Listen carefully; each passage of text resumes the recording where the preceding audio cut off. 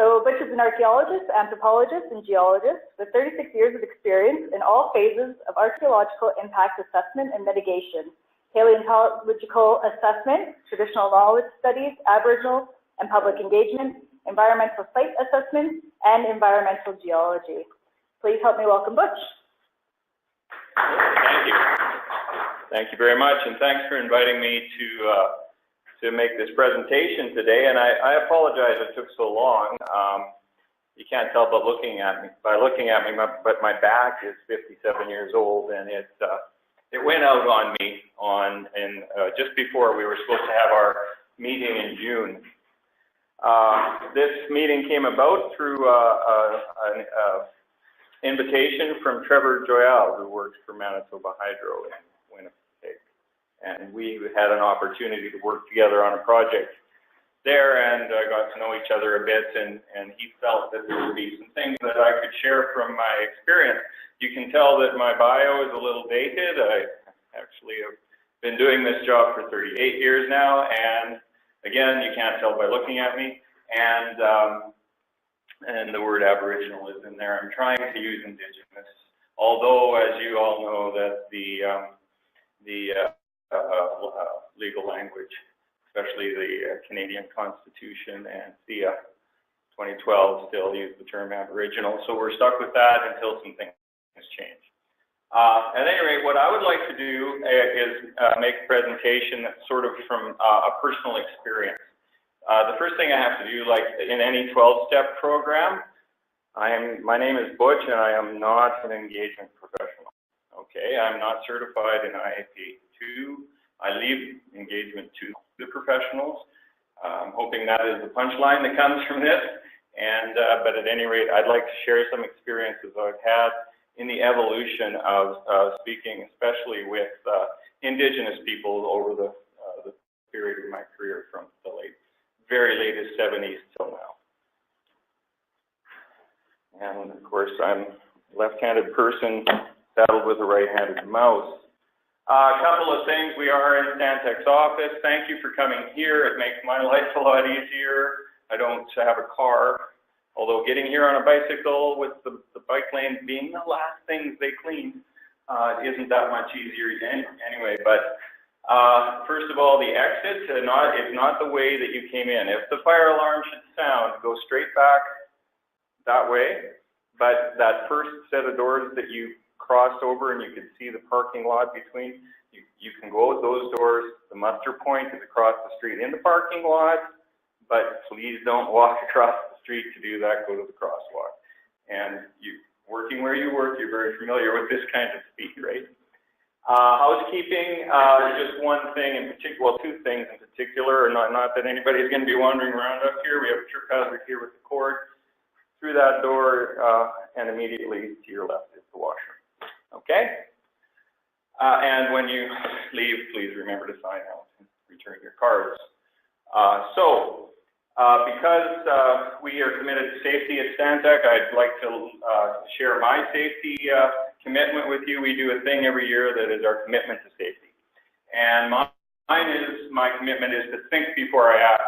And there's supposed to be a reason with a picture, and we put it on our desk, on the wall behind our desk, and that sort of thing. And of course, it goes without saying that I want to come home and be able to see my loved ones. So I add something to that, and my commitment to safety is, so because it takes 10 fingers to properly use one of these, and this is my baby.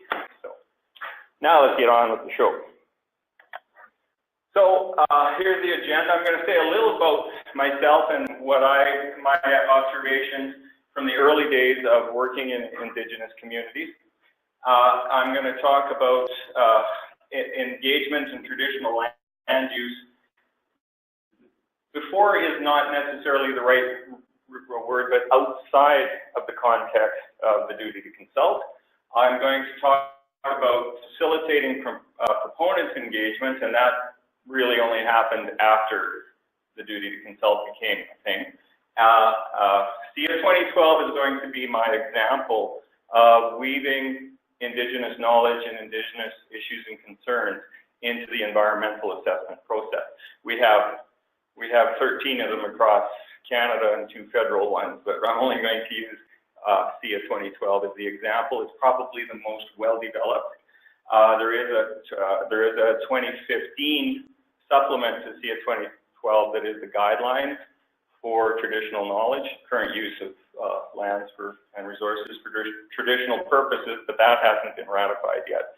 So we're still operating in SIA 2012 environment. And I'm going to talk about, out of SIA 2012, the ongoing evolution of guidelines for engagement in traditional knowledge that we see in guidelines from SIA. In other words, I've had the opportunity to work on quite a few environmental assessments, and I've seen an evolution in expectations from SIA. So a little about me in the early days. Well, first of all, I'm a farm kid. I grew up in Nacum, Saskatchewan, on a farm near Nacum, Saskatchewan. I am the grandson of settlers. Well, all of my grandparents came from Europe, half from Norway, half from UK. So the whole rivalry between Ireland and Norway in soccer right now is hard for me to reconcile. I was raised in Treaty 6. My grandfather paid $10 for a quarter section of land in Treaty 6. My dad just sold it so Mom and Dad could move to the city for $330,000. So that's a $33,000% increase on the investment, plus 107 crops. So you do the math. I'm also in the homeland of the Métis, of course. And I was introduced very early, but didn't appreciate it, to oral history, because my folks were not well-educated people. I literally am the son of poor sharecroppers who squatted and didn't have plumbing. So the people I grew up with shared their family history around the coffee table, or around the kitchen table, drinking coffee. And it turned out to be what I do for a living. So it's really quite cool. And so all the stories that my uncles and my great uncles and aunts and everything told me, I should have been writing them down. I'll have to just write them from memory now. Now, I was trained at the University of Saskatchewan, and back in 1978, when I started university, it was called the Department of Anthropology and Archaeology. It was a social science school. And so when I took my grad studies starting in 1983, our core course classes were in anthropology, anthropological theory and practice. And the same with my undergrad studies as well, even though I did geology as a fallback, because there wasn't even a Heritage Properties Act when I started school, so who knew that there was going to be a job as an archaeologist out there. So the training as an anthropologist has done me well over the years, but archaeology is sometimes a natural science and sometimes a social science. And the punchline for my explaining this will come a little bit later on. And I am very much interested in the natural science part of archaeology, and that's a separate part of my career than what I do as far as somebody that helps collect traditional land use and traditional knowledge information. Now, the importance of mentors, one of the earliest exposures I had to the fact that what I do is related to the heritage of people who are descended from the people who left behind the archaeological evidence that we study was Dr. David Meyer. He was my the first person that I worked with at the Saskatchewan Research Council. He was never a professor of mine. He didn't start teaching at the university until long after I graduated from the university. But my other mentor is Dr. Ernie Walker. And Dr. Walker was a really important eye-opener to me about what archaeology really is about, because I started working at Wanuskewin with Dr. Walker when it was Tipperary Creek in 1982. And right from the get-go, Ernie was working with elders from about 6 First Nations, or 6 tribal councils actually, and working on what this really means, what this special place can be. And I think if any of you who have been out to Wanuskewin and seen what they've done, and now have seen what they're going to do, you'll realize what a success it is. And so having mentors like that, and of course my third mentor was Dr. Robert G. Williamson, who was my anthropology mentor, and he worked in the Arctic for all of his career. He's one of the old British tradition of gentlemen adventurers who went dog sledding across the Arctic with people up to and including Prince Charles. So, some unsolicited advice before I go any further. That's me, different set of glasses. In the business of engagement, traditional knowledge, you have to love being with people. If you don't love people, we don't make a lot of money doing this. I mean, I'm speaking for myself.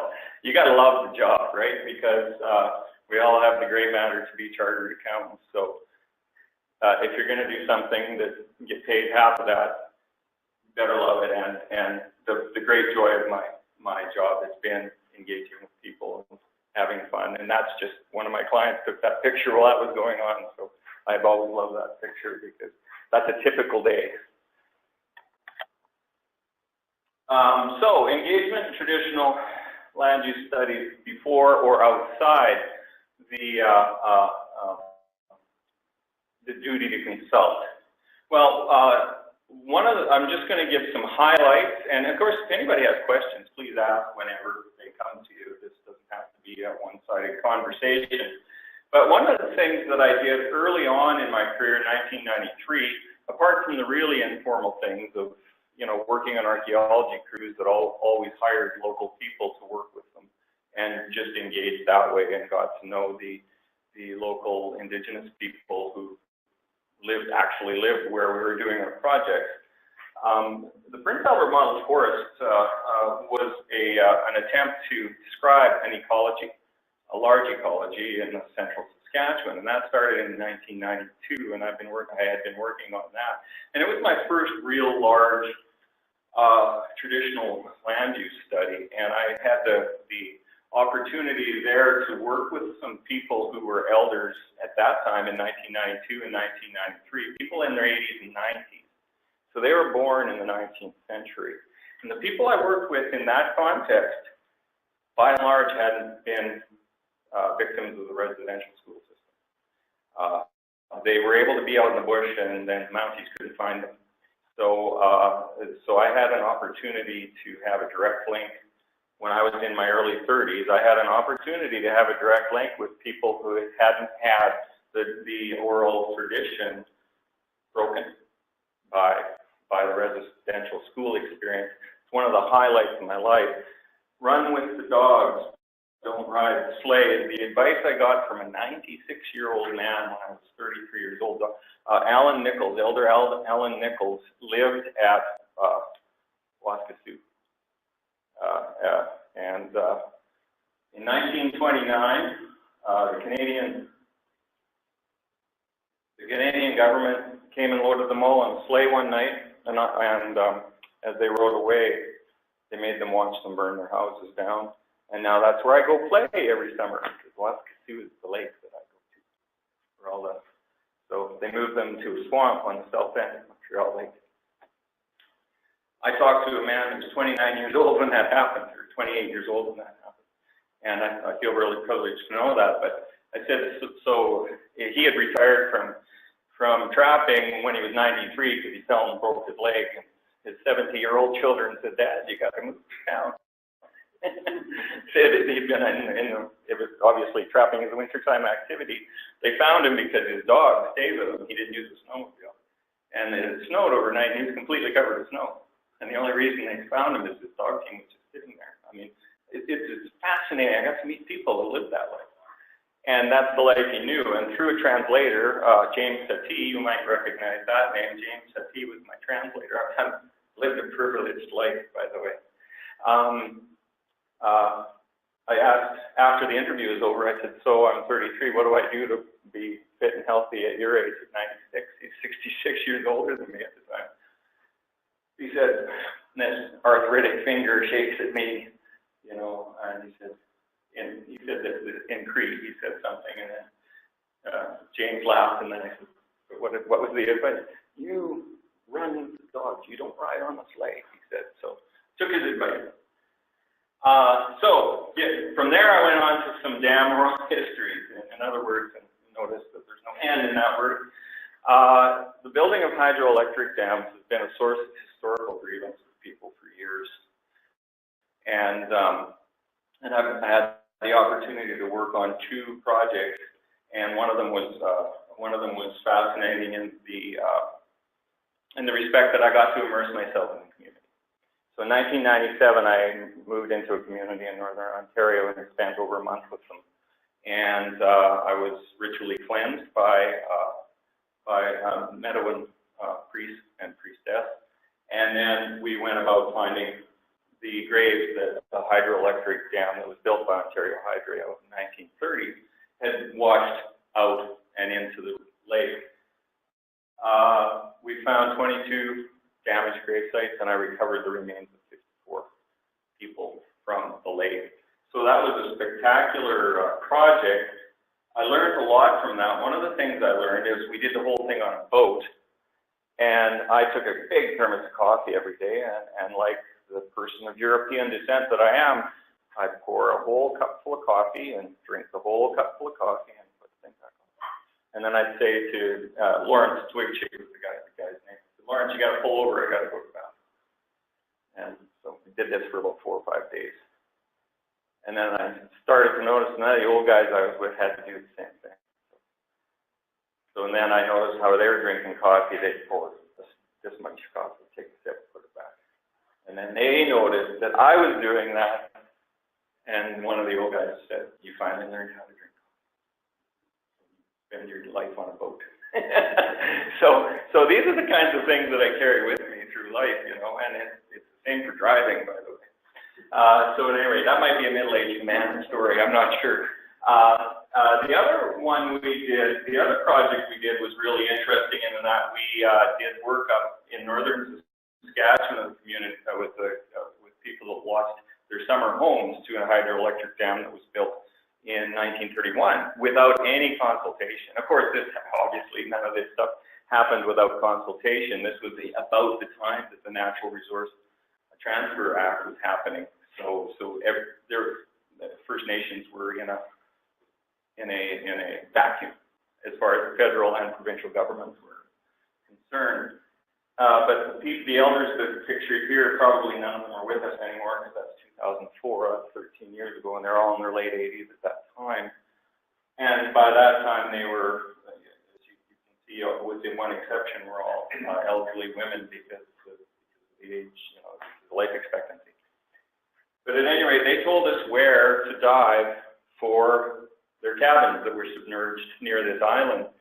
And lo and behold, we were an hour in the water when we started to find notch cut logs and that sort of thing. My favorite story from that, and we were able to prove it. We did dendrochronology tree ring dating, and they said our cabins were about 12, 13 years old when we lost them, and this was in 1931. All the trees had been cut in between 1917 and 1919, so they were buildings were actually 12 years old when they. So all of these things. It was a wonderful experience of bringing the oral tradition together with archaeological evidence and showing how valid it is. You know, this whole idea that traditional knowledge is not science and Western science is nonsense. It's just different science. Ours is reductionist. When I say ours, I mean, of course, because of my heritage. And traditional knowledge is a holistic view and with deep time, right? My favorite story from that is one of the elder women said, would you please find my sewing machine? Because these were homes. These weren't cabins. They were treated as if they were cabins. Oh, they can build another one. We don't have to talk about them. They had their family pictures hanging on the walls. It was their summer homes. They were privileged people that had winter and summer homes, right? They came back from the trap line to find their cabins underwater. And then one of the things I've done more recently. What story? No, I found a kettle though. I found a kettle, so it was exactly where one of the problems was there's so much driftwood when you build a hydroelectric dam, and once it becomes waterlogged, it sinks to the bottom, and it was like finding a needle in a haystack to find the notch cut logs. You know, mercifully, we were in a lake. If we'd have been in a river, like we did for the wreck of the SS City Medicine Hat, you couldn't see this far. Everything was by seal, and we wouldn't have found anything. But nice, clear northern water. It's a lake on Churchill River system. So no, but we found this beautiful kettle, and that says exactly where one of the cabins is, because the kettle would have been filled full of water sitting on the stove, and it would have just sunk place as the cabins weren't, they didn't use nails to build cabins. So when and they were in the forest. So what happened is the cabins just floated away from the ground, and then the logs were stuck between the trees that they were set between, and as everything got waterlogged, it just fell back down. And so we got exactly one of the cabins. If the people would have been, they were children when this happened, right? So, or, you know, teenagers, some of them probably could have said, if we had pointed to that spot, and they said, that whose cabin that was. That would have been cool. Another thing that we're doing, and it's sort of outside the duty to consult, but in preparation for the duty to consult, is we worked with the Métis group using oral tradition to help them define their territorial boundaries, so that when something is going to happen that requires a government agency to consult with them, they say, well, we've established before this project was ever made known that these are already, we say this is traditionally where the people that live in our area and our members of our community practice their right to traditional harvest. And this is an example of one of the approaches. Here we have a gathering, people talking, of course, and here we have a coffee table meeting, but like I'm the photographer here, so I got to be there too. And this was on the trap line. And so this was actually and Henry doesn't mind, this is Henry Giroux from north of Prince Albert. He's a one-man Hudson Bay company. His wife's a furrier. So if you want it takes about 200 martins to get a pure one-color martin coat. So if you want one, 5 years at least, $42,000. So worth the effort, because they sew it themselves. But he has to trade individually with other trappers, because it's impossible for him to get enough martins that are all the same color. So I learned a lot about the trapping business, and the fact that it's not this quaint old thing that people used to do. It's a real pursuit, and it's the way people put food on the table. So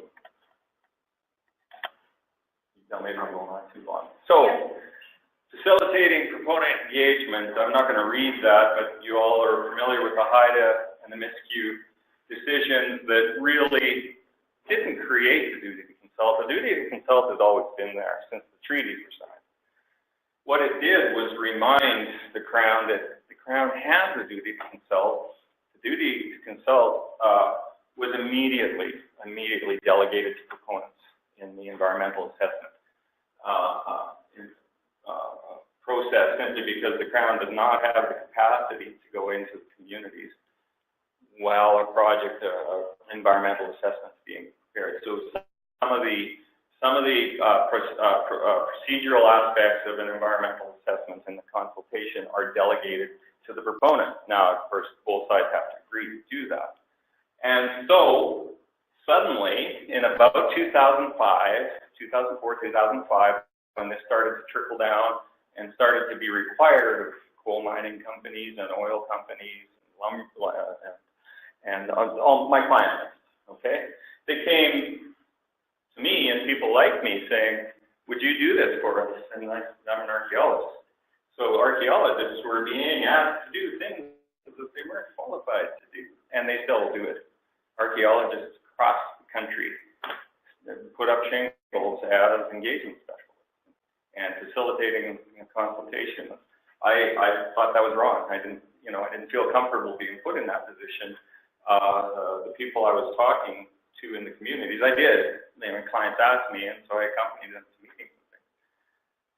And we were talking to people that have been living under the Indian Act for 150, 160 years, and they knew more about what their rights were than anybody else sitting at the table. And they made it abundantly clear that this is not how this works.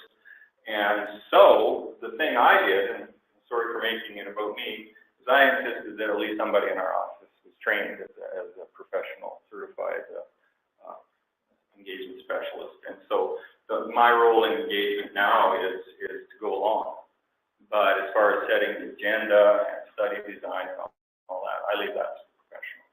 So I hope that's a good thing, that there's at least one archaeologist in the world that doesn't think that working with the dead qualifies them for working with the living. So, did I say that out loud? So, now, let's fast forward from about 2004 to about 2012.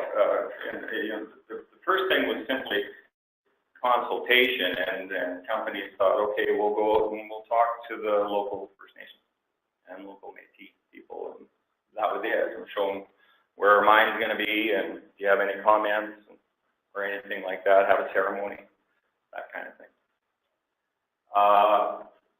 With the advent of SIA 2012, what happened was that bringing Indigenous people into the entire environmental assessment process became put into policy and guidelines. And so there was a big change from the times of, we did do traditional land studies before 2012, but we stapled them as an appendix to the back of an environmental assessment. It said, if you want to know anything about what local people have to say, just look at Appendix Z, right? To a part where now we work with Indigenous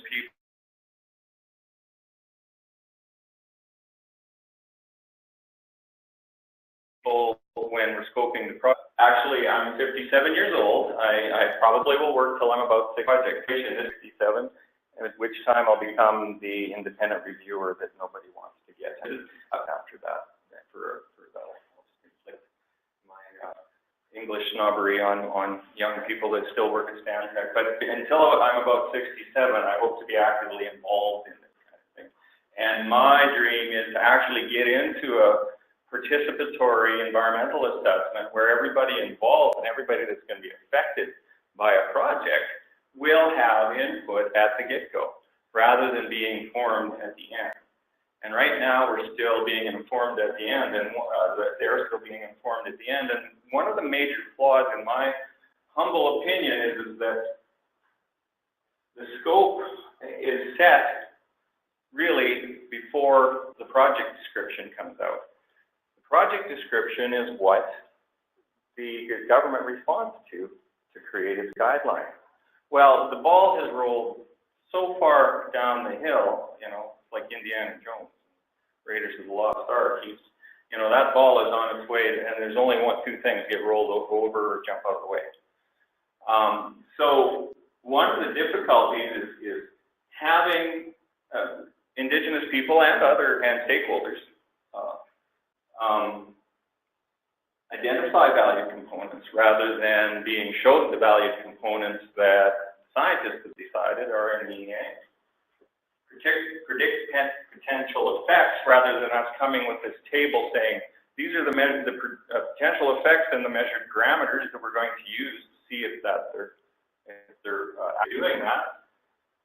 What are the temporal and spatial boundaries? Well, this is actually the area of influence of this mine, or this pipeline.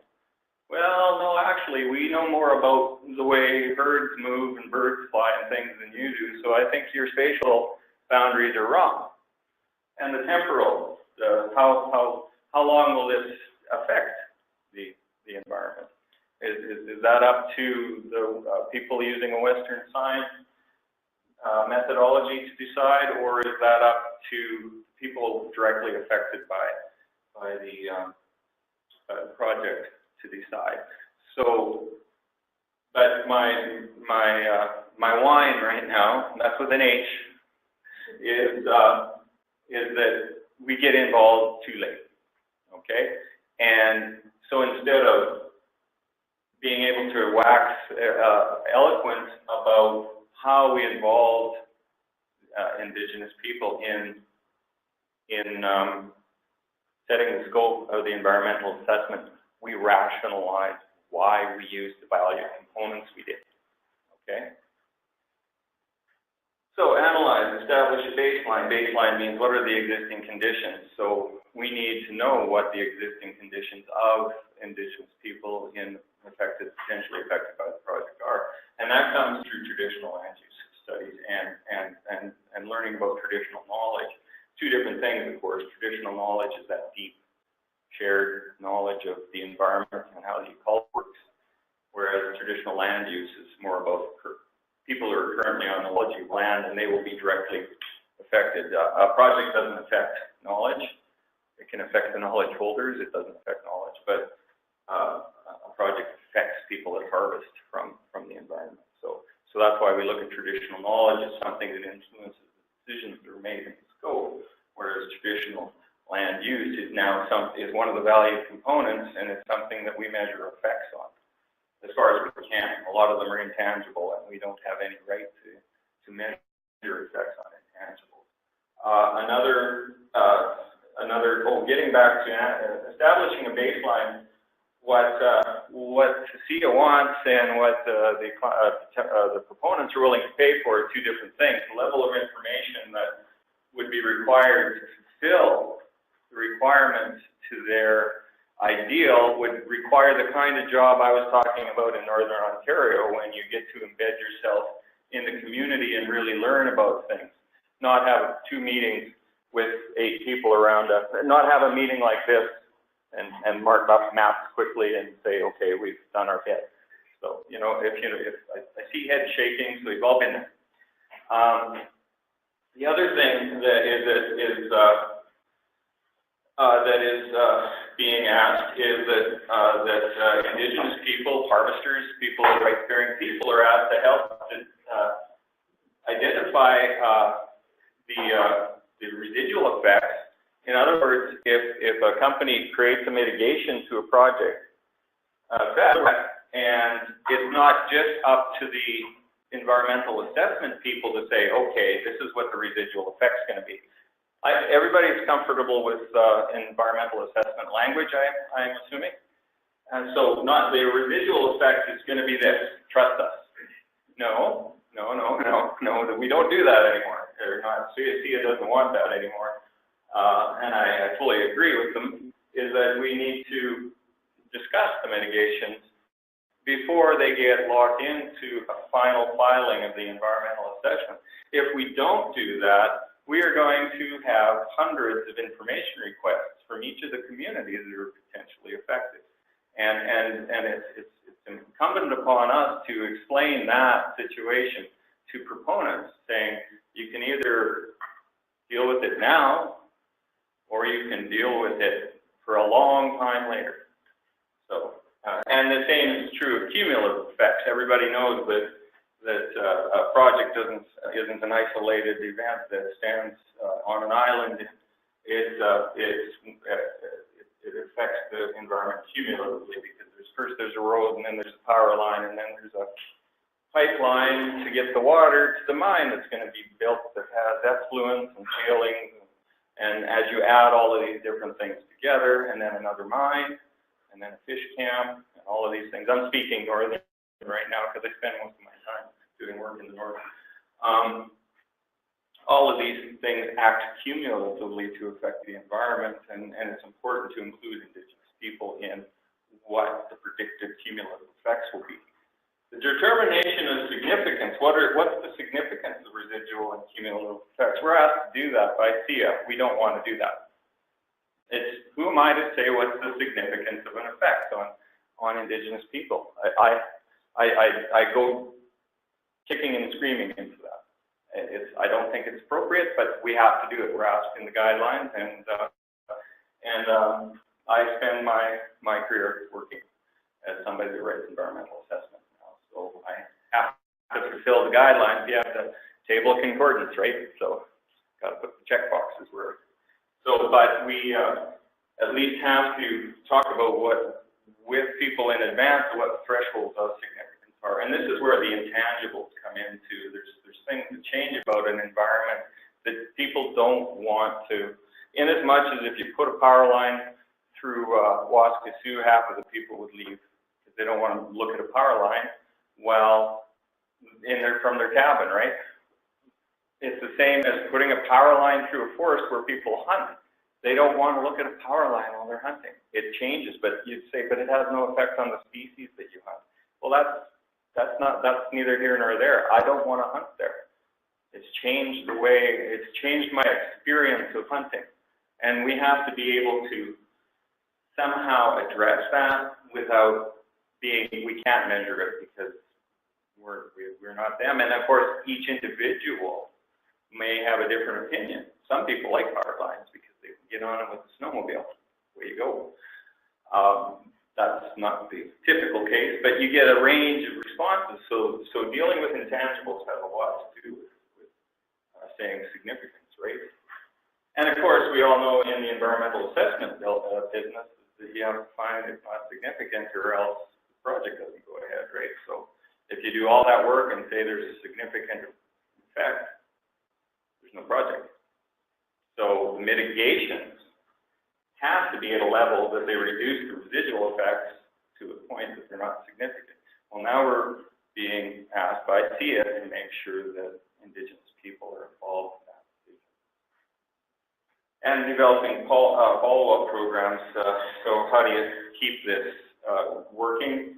You input from and participate, and one of the things is participation of potentially affected people. That's being asked for in the guidelines. So we'll talk a little bit about the specifics of it. Not so much, I've kind of gone through it, but this is really what drives in CF. This is what drives what we do. And that is the CFI one. That should be, I didn't do a very good job of, that should be another bracket there. So that should 51C. Any decisions the government makes that could potentially affect the health and social-economic conditions, physical and cultural heritage, current use of lands and resources for traditional purposes, and structures, sites, or things of historic and archaeological value. So I'm involved in 3 of the 4 of these things in my work. I'm not the only interface I have with health and socioeconomic conditions is to talk about what the change in socioeconomic conditions would be if there's a change in harvesting, and the fact that if we can get enough information, we can talk about traditional land use and country food as being a pathway to health effects from a project effect. So I get to work with a lot of my colleagues in all of these things, and what SIA is trying to do through this is give a voice to Indigenous people in the, at least I assume that's what they're trying to do. I don't want to speak on their behalf, but to me it seems like if we were able to effectively do this, it would give a voice to Indigenous people in the environmental assessment process. And when you go up, especially up north, Indigenous people are very affected by projects. So, guidelines. So every time you put out a project description, you get draft guidelines, and you go through the back and forth, and then you get final guidelines. These are public documents. Everybody gets an opportunity to read them. And then the final guidelines come out, and that's the Bible by which you do an environmental assessment.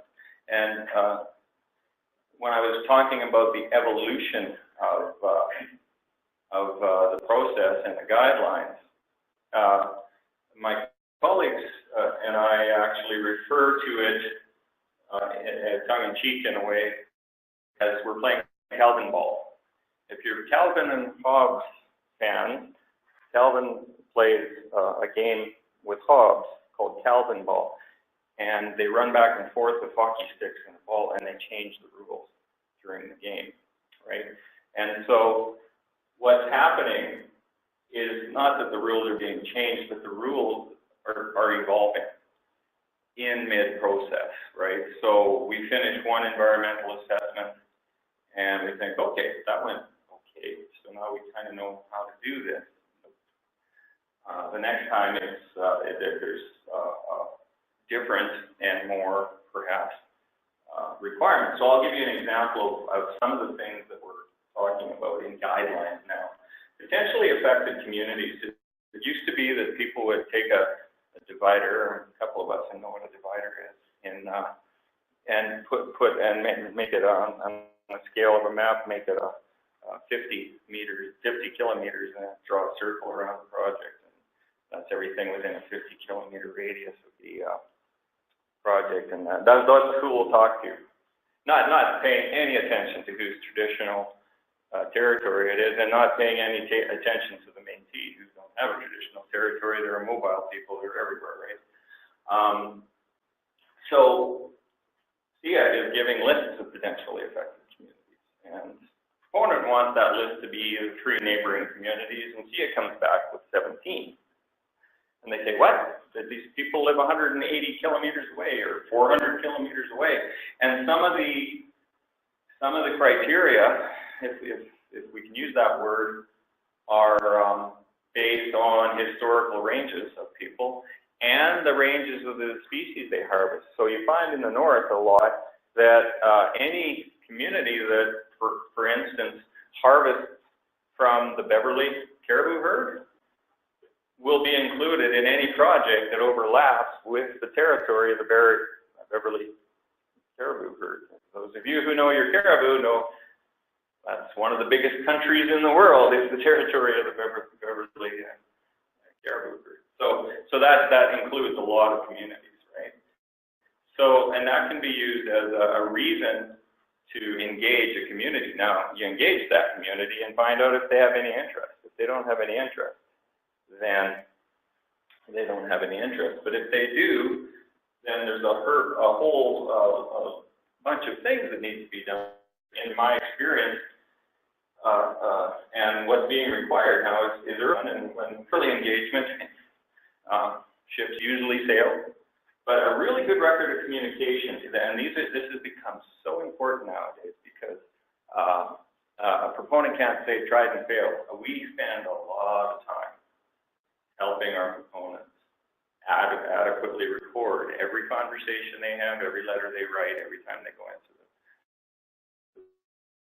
public, into Indigenous communities, talk to people, and helping them know if they're talking to people that represent the Indigenous community or if they're talking to the public. Those are 2 different things, right? So if you're, and in the north it gets muddy because you can have a public open house and then somebody self-identifies as being a member of the First Nation. Well, you're not doing anything that forwards the cause of consultation because that conversation isn't vetted through the community leadership saying that this person actually represents that community. So it's really, like I say, in the north, sometimes a public open house can be completely populated by people who are also rights-bearing people. But it's important. One of our important jobs is to talk about those nuances with our clients. So the influence of engagement in traditional knowledge, you talked about that a little bit, but this is becoming really important, and I hope you guys don't mind my sharing this. It's starting to turn into a lecture on environmental assessment with my apologies, but this is my current experience. And this is what my real hope is that we can really actually tell people that work in groundwater and surface water and tailings management and route design and all of that kind of thing, that you have got to pay attention to what's being said early on in your design, in your mitigation, and that the people that hold traditional knowledge might hold traditional knowledge that goes back hundreds or even thousands of years, and that our field programs that puts wildlife biologists up into the north for 6 weeks for 2 years running does not match the observations that have been accumulated by people through the oral tradition and through acting on those observations and making a successful living. Obviously, the observations are true, or there wouldn't be anybody living there, right? Those have to be not only in there to influence the decisions made in scoping and choosing what species you use, and all of these different things. We have now to explain why the results of our Western science-based studies differ from the traditional knowledge we're hearing from people. That's got to be tabulated, right? At this point, why is the wrong word? We have to show what the differences are. We're not yet being asked to reconcile why there's differences between the deep time knowledge of Indigenous people in an area and the burst of information you get from 2 summer field seasons. Probably in my opinion and experience, the most likely reason for that is that we weigh, count, measure, use chemical analysis in Western science, and in traditional science, they observe over long periods of time and share those observations. And the way that they prove those observations are true is that the next generation is successful in the same pursuits. So current use of lands and resources for traditional purposes, we're going to start just saying current use. I do not like the initial. It's awkward. And that's what it's called now instead of traditional land and resource use. So, well, and NEB still says traditional land and resource use, but this is TIA. So we're going to call it current use. And of course, current use is when we talk to harvesters or elders who have harvested in the past. And this is where the project actually intersects with the rights of people to harvest. So a project can affect the ability to exercise rights by interrupting the ability to harvest, and that's by taking away, creating an availability of resources or creating a lack of access to resources. So those are the places that we can elect. There's some parameters, and we can have mitigations, predict residual effects, cumulative effects. But again, there's the whole intangible part of that we're being asked in the guidelines to address. And that's where, wow, we really have to immerse ourselves in the communities as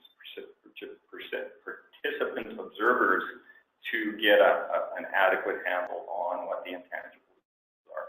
And nobody's willing to pay for that.